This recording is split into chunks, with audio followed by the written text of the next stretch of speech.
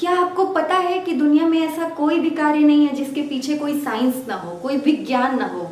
Science विज्ञान सोचने से हमें क्या लगता है, ये एक सब्जेक्ट है। अगर हम साइंस चूज करेंगे, सब विज्ञान सब्जेक्ट चूज करेंगे, तभी हम पढ़ेंगे, क्योंकि साइंस तो विज्ञान है एज अ सब्जेक्ट। लेकिन छोटी छोटी चीज़ें जो हमारी ज़िंदगी में होती हैं, या फिर कोई भी छोटे से बड़े कार्य, हर एक चीज़ के पीछे क्या छुपा हुआ होता है, साइंस यानी कि विज्ञान छुपा होता है।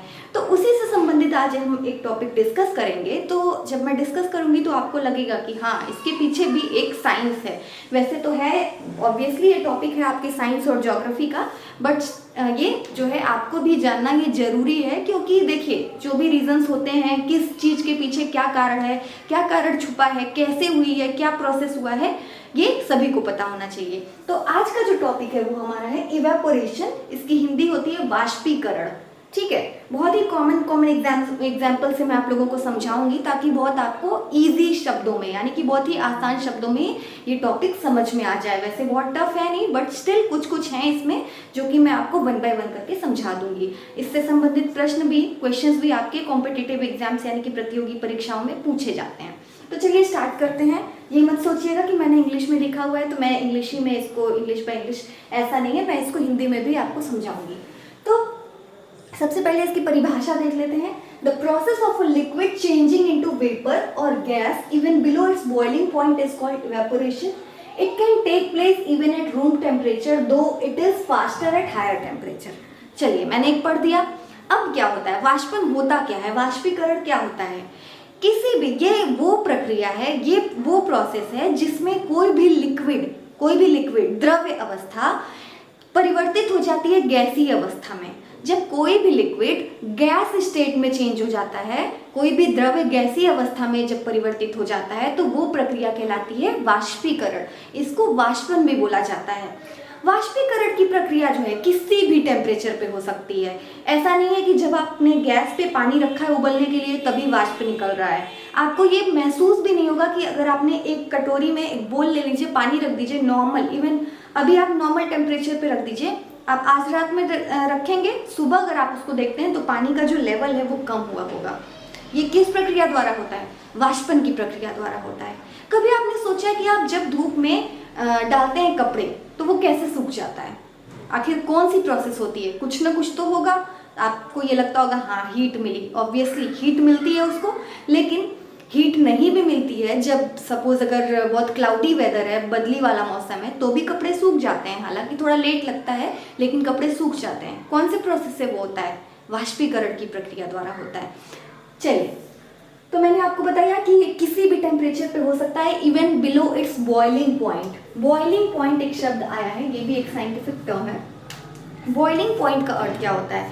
बॉइलिंग पॉइंट का मतलब होता है क्वथनांक। हिंदी में इसको बोलते हैं क्वथनांक। तो बॉइलिंग पॉइंट वो टेम्परेचर होता है जिस पे कोई भी लिक्विड, कोई भी द्रव्य बॉयल होना, ठीक है, यानी कि उबलना प्रारंभ हो जाता है, उबलने लग जाता है, उस टेम्परेचर को बोला जाता है बॉइलिंग पॉइंट, यानी कि हिंदी में आप उसे क्वथनांक कहते हैं। वो टेम्परेचर जहाँ पे कोई लिक्विड उबलना स्टार्ट, बॉयल होना स्टार्ट हो जाएगा, so that is called boiling point. Temperature क्या होता है? इस टेम्परेचर पे वो बॉयल होना स्टार्ट होता है 100 डिग्री सेल्सियस पे। वो टेम्परेचर जिस पे कोई भी लिक्विड बॉयल होना स्टार्ट होगा, that is your 100 degree Celsius.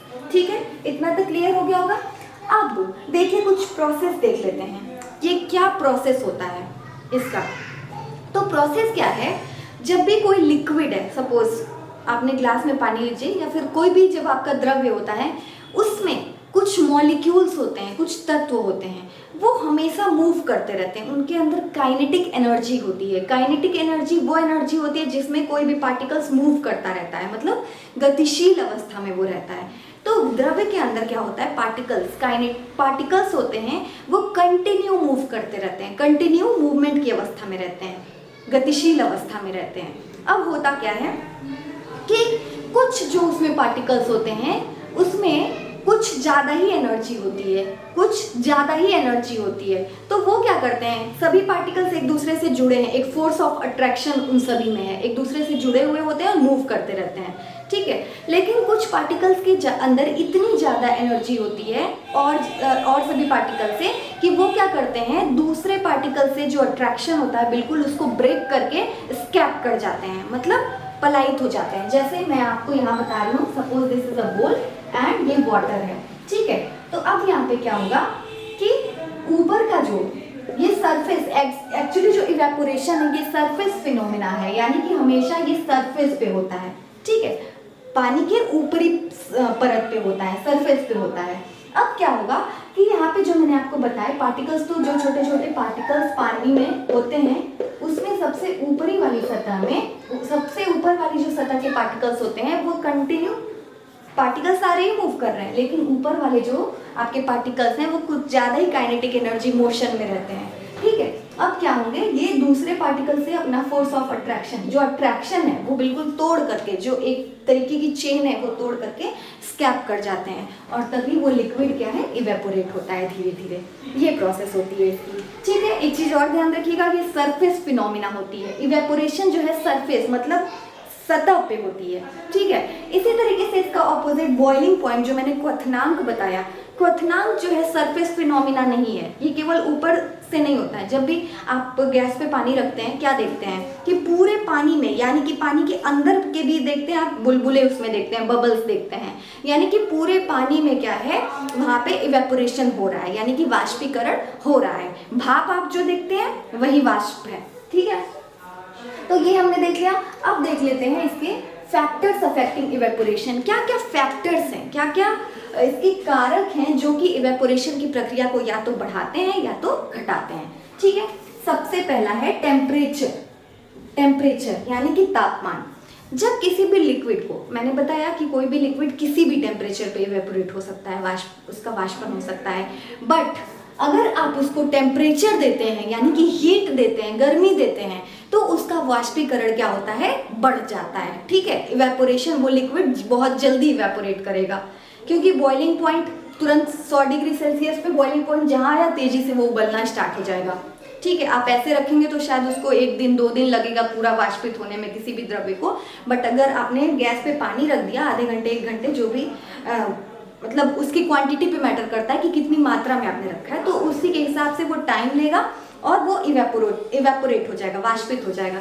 अच्छा, आपने कभी सोचा है कि लोग बोलते हैं कि नमक हमें समुद्र से प्राप्त होता है, तो समुद्र में तो पानी पानी भरा हुआ है, कैसे आखिर उससे हमें प्राप्त होता है? इसी प्रक्रिया द्वारा, वाष्पीकरण की ही प्रक्रिया द्वारा क्या होता है, समुद्र का पानी खारा होता है, वहीं से नमक मतलब मिलता है। किस प्रक्रिया द्वारा नमक अलग किया जाता है? तो नमक को अलग करने की भी प्रक्रिया क्या है, इवेपोरेशन यानी कि वाष्पीकरण। इसको भी आप एग्जाम्पल दिमाग में रखिएगा। टेम्परेचर, मैंने बताया किसी भी चीज को टेम्परेचर ज्यादा हीट देंगे तो उतनी ही जल्दी वाष्पीकरण होगा, ठीक है। सरफेस एरिया देख लेते हैं। सरफेस एरिया मतलब जगह, एरिया मतलब क्या है, जगह। तो पानी बहुत तेजी से इवेपोरेट होगा अगर हम उसका सरफेस एरिया इंक्रीज कर देंगे। अच्छा, आपने देखा होगा जैसे, अच्छा जब आप कपड़े धुलते हैं तो क्या ऐसे ही मुड़ा मुड़ा आप डाल देते हैं रस्सी पे? नहीं, ऐसा नहीं होता। आप उसको क्या करते हैं, फैला करके डालते हैं। तो किसी भी चीज का अगर हम सरफेस एरिया, जो उसका एरिया अगर हम बढ़ा देंगे तो फिर उतनी ही तेजी से इवेपोरेशन होगा, ठीक है। पोछा लगाते हैं तो देखते हैं कि आपने फैन ऑन किया, वो 1 मिनट ही 2 मिनट लगेगा, सूख जाता है जल्दी से, ठीक है। अगर आप एक बकेट पानी रख दीजिए और उस एक जगह पानी रख दीजिए और दूसरी जगह पोछा लगा रहे हैं, कहाँ पे ज्यादा बहुत तेजी से इवेपोरेशन होगा? फर्श पे ही होगा। बारिश इसी तरीके से होती है, जब बारिश होती है तो देखते हैं पूरा रोड पे पानी भीग जाता है, ठीक है, लेकिन बहुत जल्दी वो सूख भी जाता है। कैसे सूखता है इतनी जल्दी? इवेपोरेशन की ही प्रक्रिया होती है, ठीक है, वाष्पीकरण ही होता है। ये हो गया। तो सरफेस एरिया बढ़ाने से क्या होता है, इवेपोरेशन तेजी से होता है। क्या होता है, जैसे चाय पीते हैं आप, बहुत आपको कहीं देर हो रही है जाने में, चाय पीते हैं, कप लिए रहते हैं, सॉसर जो नीचे प्लेट होता है उसको सॉसर बोला जाता है। सॉसर में या फिर किसी बोल में, आप कटोरी में क्या करते हैं, जल्दी से ले करके पी के सोचते हैं कि इसमें जल्दी ठंडा हो जाएगा। तो कैसे ठंडा होता है, यही वो प्रोसेस है। सरफेस एरिया, उसका सरफेस एरिया देखिए, कप में इतने ही में वो था, इतना ही उसका सरफेस एरिया था, बट आपने अगर बोल में ले लिया तो सरफेस एरिया हमने बढ़ा दिया तो उतनी ही जल्दी वो इवेपोरेट होगा और वो चीज़ ठंडी हो जाएगी जल्दी, ठीक है। नेक्स्ट देख लेते हैं humidity. What is humidity? Humidity की हिंदी होती है आर्द्रता। तो ह्यूमिडिटी क्या होती है? Amount of water vapour present in air. Water vapour क्या है? जब हम लोगों ने वायुमंडल का कॉम्पोजिशन पढ़ा था कि किन किन गैसों से मिलकर के हमारी वायुमंडल बनी है, मैंने आपको बताया था एक चीज़ कि उसमें वाटर वेपर होता है, यानी कि जल वाष्प होता है। तो ह्यूमिडिटी वही होता है, amount of water vapour present in air, ठीक है। तो ह्यूमिडिटी कुछ ही परसेंट होता है, बहुत ज़्यादा नहीं होता है, बट स्टिल ये प्रेजेंट होता है। मे बी आपको नेकेड आई से आप ना देख पाएँ, वो देख नहीं पाते हैं कि हमारे चारों तरफ अभी भी हमारे चारों तरफ जल वाष्प प्रेजेंट है, ठीक है। आप देख नहीं पाते हैं उसको, बट ये फिर भी आपके चारों तरफ होती है, ठीक है। तो ह्यूमिडिटी, अगर हमारे एटमॉस्फेयर में ह्यूमिडिटी ज़्यादा है, ठीक है, आर्द्रता अगर ज़्यादा है, वाटर वेपर, बारिश के मौसम में बारिश होती है, उसके बाद अगर तुरंत धूप हो जाती है तो देखते हैं मौसम बहुत चिपचिपा सा हो जाता है। अभी का भी मौसम देख रहे हैं कुछ दिनों से कितनी ज़्यादा ह्यूमिडिटी है, ठीक है, वाटर वेपर कुछ ज़्यादा ही प्रेजेंट है। तो उस समय में अगर आप कपड़े डालते हैं तो जो आपको गर्मी में मई जून के मंथ में जो आप कपड़े बाहर डालते थे तो वो तेज़ी से सूखता था। अभी के समय में कपड़े डालते हैं तो वो टाइम टेकिंग हो जाता है, क्योंकि ऑलरेडी हमारे वायुमंडल में वाटर वेपर, वो पानी की वाष्प जो है ऑलरेडी प्रेजेंट है। हमारी जो एयर है, हवा है, वो ड्राई नहीं है, सूखी हुई नहीं है। तो जो प्रेजेंट है वाटर वेपर पहले से ही प्रेजेंट है, तो हवा से भी वो जल्दी क्या होता है, सूख नहीं पाता है, क्योंकि पहले तो वो सूखेगा, ह्यूमिडिटी का जो जलवाष्प जो प्रेजेंट है उसको पहले सुखाएगा तब तो जा करके, तो वो बहुत स्लो प्रोसेस। तो ह्यूमिडिटी अगर बढ़ जाती है तो इवेपोरेशन घट जाता है, ह्यूमिडिटी अगर कम है तो इवेपोरेशन क्या है, बढ़ जाता है, ठीक है। नेक्स्ट देख लेते हैं विंड स्पीड। विंड स्पीड, हवा चलना। विंड स्पीड से क्या आपको लगता है, इवेपोरेशन बढ़ता है या घटता है? ऑब्वियसली विंड स्पीड, अगर हवा चलती है तो आपने देखा होगा जो कपड़े आपके 1 घंटे में सूखते थे वो आधे घंटे में ही सूख जाते हैं, ठीक है। इसी तरीके से फैन चलता है तो हमें बहुत पसीना हुआ है, ठीक है, अचानक से आपने फैन चला दिया, फैन चलाते ही देखते हैं जितने भी पसीने थे आपके वो क्या हो जाते हैं, इवेपोरेट हो जाते हैं, ठीक है, आपको ठंडक महसूस होती है, तो ये क्या हो जाता है, इवेपोरेट हो जाता है। विंड स्पीड यानी कि हवा जो है वो इवेपोरेशन की प्रोसेस को बढ़ा देती है, तेज कर देती है। तो ये थे फैक्टर्स अफेक्टिंग इवेपोरेशन, हमने जान लिया। नेक्स्ट अब देख लेते हैं कूलिंग कॉज्ड बाय इवेपोरेशन। एक चीज मैं बता दूं, इवेपोरेशन जब होता है तो वो चीज आपको कूल फील होता है, कूलिंग यानी कि ठंडक महसूस होती है। कुछ चीजें देख लेते हैं। एक बहुत इंपॉर्टेंट चीज है जो मैं बताना चाहती हूँ, लेटेंट हीट, गुप्त उष्मा। जैसे आपने कभी एक चीज देखी है, आप जैसे नेल रिमूवर है जिससे आप नेल पेंट रिमूव करते हैं, ठीक है, या फिर अल्कोहल है जो सैनिटाइजर यूज करते हैं, लगाते हैं, तो आपको क्या है, जैसे ही आप हथेली पे ले करके उसको रब करते हैं तो आपको कुछ देर तक ठंडक महसूस होती है। क्यों ऐसा होता है?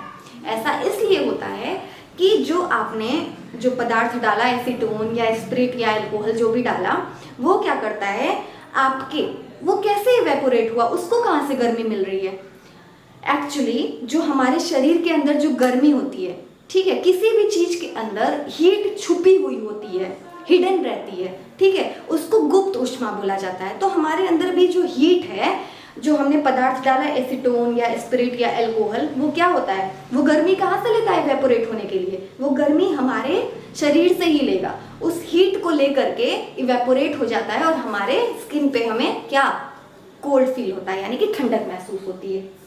तो ये होती है लेटेंट हीट। अच्छा, मैंने आप लोगों को एक वीडियो बनाया था कि मटके का पानी, अर्थिन पॉट जो इसको बोलते हैं, कैसे ठंडा हो जाता है, कैसे आप रखते हैं, बहुत वो फ्रिज की तरह तो ठंडा नहीं करेगा क्योंकि वो नेचुरल प्रोसेस है, बट स्टिल क्या होता है, घड़े का पानी आपने सुबह रखा, शाम को पीने में वो बहुत ही आपको अच्छा लगता है क्योंकि वो ठंडा हो जाता है।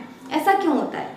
ऐसा इसलिए होता है कि घड़े का पानी जो है, एक्चुअली घड़े में छोटे छोटे कई सारे पोर्स होते हैं, छिद्र होते हैं, ठीक है, उसमें क्या होता है, घड़े में जब आपने पानी डाला वो तो कंटिन्यू क्या होता है, रिसाव होता रहता है, उस पोर्स के थ्रू बाहर निकलता रहता है, घड़े के थ्रू।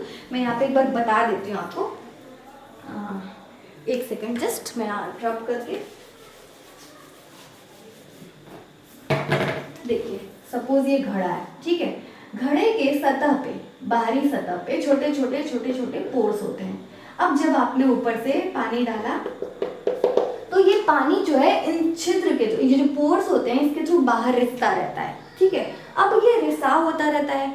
अब इसी से क्या होगा, ये जो पानी है ये धीरे धीरे अब इस सरफेस से इवेपोरेट होने लग जाएगा। अब इवेपोरेट होने के लिए आप सोच रहे होंगे हीट कहाँ से मिलेगी, गर्मी कहाँ से मिलेगी? तो जो गुप्त ऊष्मा, मैंने बताया अभी एक वर्ड मैंने बोला था, किसी भी पदार्थ के अंदर हीट छुपी हुई होती है, गर्मी छुपी हुई होती है, तो वो हीट इस पानी के अंदर ही हीट छुपी हुई है। जो हमने घड़े के अंदर पानी डाला हुआ है, इसी के अंदर वो हीट जो है वो छुपी हुई है, हिडन है। अब इसको इवेपोरेट होने के लिए वो हीट कहाँ से मिलेगी? वो हीट जो है इस पानी के अंदर से ही मिलेगी, ठीक है। अब वो क्या होगा, इस हीट को लेकर के इवेपोरेट हो जाएगा, ठीक है। और पानी क्या होता है, जब कोई भी चीज अपने अंदर की हीट को लॉस करेगा, जब उसकी ऊष्मा जो है धीरे धीरे लॉस होती जाएगी, तो ऑब्वियस सी बात है कोई भी चीज ठंडी हो जाएगी, ठीक है। इतना क्लियर होगा। और देन पॉट मैंने बता दिया। गांव में या फिर शहरों में भी छत पे सोना लोग बहुत पसंद करते हैं, ज़्यादातर गांव में वैसे तो होता है, शहर में तो लोग कूलर, एसी ये सब चीज़ें ही ज़्यादा यूज़ कर रहे हैं, फ़ैन है। बट गांव में अभी भी कई सारे घर ऐसे हैं जहाँ पे इतना ज़्यादा उन लोगों के पास रिसोर्सेज, साधन नहीं है, ठीक है। तो उस वजह से वो लोग गर्मी के मौसम में क्या होता है, वो छत पे ही सोना पसंद करते हैं। बट गर्मी के मौसम में आप देखते हैं सोने से पहले वो लोग छत पे पानी डाल देते हैं, स्प्रिंकल कर देते हैं। क्यों करते हैं ऐसा? क्योंकि पानी डालते ही देखिए रात हो गई है तो मौसम तो ठंडा ही है, बट फर्श फिर भी क्या होता है, बहुत गर्म होता है। तो उसमें लोग क्या करते हैं, पानी जब छिड़क देते हैं तो पानी क्या होता है, जो छत की जो गर्मी है जो छुपी हुई है उसमें, वो क्या करेगा, वो पानी उसी गर्मी को, उसी हीट को लेकर के इवेपोरेट हो जाएगा, छत की गर्मी को ही लेकर के इवेपोरेट हो जाएगा। और जब छत ने गर्मी खो दी, अपने हीट को लॉस कर दिया, तो वो सतह क्या हो जाती है, ठंडी हो जाती है, ठीक है। इतना क्लियर। नेक्स्ट देख लेते हैं, sweating keeps our body cool. Sweating, जब पसीना होता है, पसीना आपको जब होता है तो फिर जब पसीना इवेपोरेट हो जाता है तो हमारी बॉडी क्या, हमको ठंडक महसूस होती है गर्मी में। अगर आप बैठे हुए हैं, पसीना आपको बहुत ज़्यादा हो रहा है, फिर आप जाके कूलर या फैन के सामने बैठ गए, जब वो इवेपोरेट हो जाता है तो आपको ठंडक महसूस होती है, ठीक है। तो ये भी एक प्रोसेस है इवेपोरेशन का ही। नेक्स्ट है एग्जाम्पल है वो इवेपोरेशन का, cotton clothes keep our body cool. गर्मियों में आपको क्या पता है क्यों हम कॉटन क्लोथ्स ही पहनते हैं, कॉटन के कपड़े क्यों पहनते हैं, क्यों नहीं वुलन क्लोथ्स पहनते हैं? क्योंकि कॉटन क्लोथ्स के अंदर क्वालिटी होती है, क्वालिटी होती है क्या करने की, पसीने को एब्जॉर्ब करने की। जो हमें बहुत ज़्यादा स्वेटिंग होती है, पर्स्पिरेशन भी उसको बोलते हैं, स्वेटिंग यानी कि बहुत पसीना होता है गर्मियों में, तो पसीने को एब्जॉर्ब करने की क्वालिटी कॉटन क्लोथ्स में होती है, वुलन क्लोथ्स में नहीं होती है, जो कि हम ठंडियों में पहनते हैं। तो कॉटन क्लोथ्स क्या करता है, हमारी बॉडी से पसीने को एब्जॉर्ब कर लेता है, अपने अंदर सोख लेता है। अब सोखने के बाद क्या करेगा, वो एब्जॉर्ब करने के बाद क्या करता है, बाहर से उसको एयर मिली, एयर मिलती है, एयर हर जगह है। अब वो एयर क्या करता है, हमारे कॉटन क्लोथ से पसीने को लेकर के इवेपोरेट हो जाता है, वाष्पित हो जाता है, ठीक है। तो ये था कुछ मैंने जो एग्जाम्पल्स बताए, कई सारे एग्जाम्पल्स। अब आपको लग रहा होगा आपके दैनिक जीवन में, रेगुलर लाइफ में कई सारी ऐसी चीज़ें होती हैं जिनमें इवेपोरेशन होता है, ठीक है। तो आज हमने वो एग्जाम्पल्स डिस्कस किए। आपके ये साइंस का भी पार्ट है, लेकिन मुझे लग रहा है समझने के बाद आपको लग ही नहीं रहा होगा कि हाँ ये साइंस है। जो आर्ट्स भी लिए होंगे उनको भी आई थिंक टफ नहीं लग रहा होगा, ठीक है। तो छोटी छोटी ऐसी चीज़ें हैं जो मुझे लगता है आप सभी को जाननी चाहिए, और कॉम्पिटिटिव एग्जाम्स के लिए तो बहुत ही ज़्यादा ज़रूरी है। जनरल साइंस का आपका एक पार्ट है, जनरल साइंस में आ जाता है, ज्योग्राफी में भी आ जाता है, तो इसको देखिए ज़रूर। और वीडियो अगर आज का पसंद आया हो तो प्लीज़ इसे लाइक ज़रूर करिएगा, और जिन्होंने भी अभी सब्सक्राइब नहीं किया है उनसे रिक्वेस्ट है कि मेरे चैनल को सब्सक्राइब करके सपोर्ट जरूर करिए। जो मेरे चैनल का नाम है वो है यूनिवर्सल जूही। फ्रेंड्स को भी ज़रूर शेयर करिए अगर जो कॉम्पिटिटिव एग्जाम्स की प्रिपरेशन कर रहे हैं। तो थैंक यू सो मच।